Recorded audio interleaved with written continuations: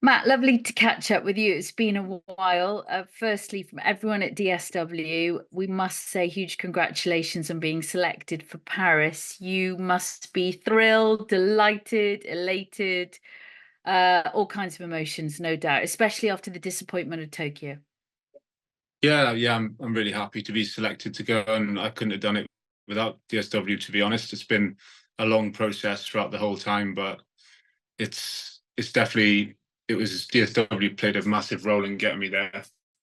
Obviously, at GB Taekwondo, it's very intense, the schedule, but you've had some phenomenal results and success leading up to the Paralympics. You must be really thrilled with how preparations have gone. Yeah, it's going really well at the moment. We're like you say, it's flat out training, from Beth as well. We're training loads. We were competing loads. That's eased up a little bit now. And it's just the last sort of fine tuning things for the games. How excited are you? Because I always feel you can kind of contain your emotions, but when you're obviously competing, it's a very, very different map that we see. Do you feel that you're the best prepared you possibly can be going into Paris?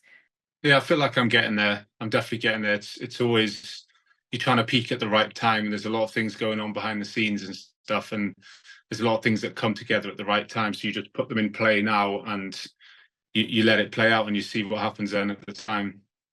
It's going to be competitive, but you must be thrilled with the kind of success you've had, especially over the last couple of months.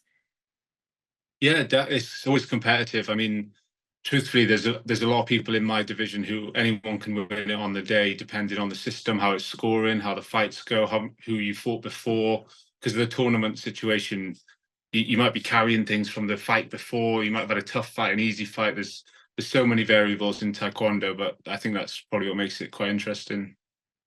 And from your perspective, I don't want to dwell on it, but obviously, Tokyo was a huge blow for you.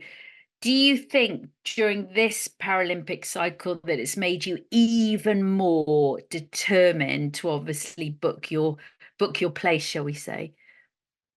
I don't think so. I think my motivation's been the same before as it was after. It's just injuries happen in sport. It was just a bad injury at a bad time, and that's just a timing thing. There's nothing you can do about that. But it's like I'm going to do the same things I do anyway. I'm going to train, I'm going to fight, and hopefully you get there, isn't it?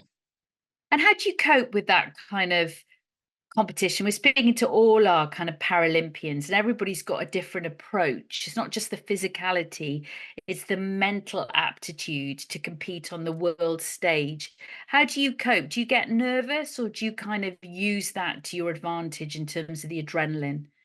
Yeah, you get nervous, mainly because you're probably outcome dependent. You're looking like I need to win gold, whereas in reality, you've done all the work. You can't really affect what happens on the day. You've done the work. You go out there, you perform at your best, and everything falls how it falls if you get there.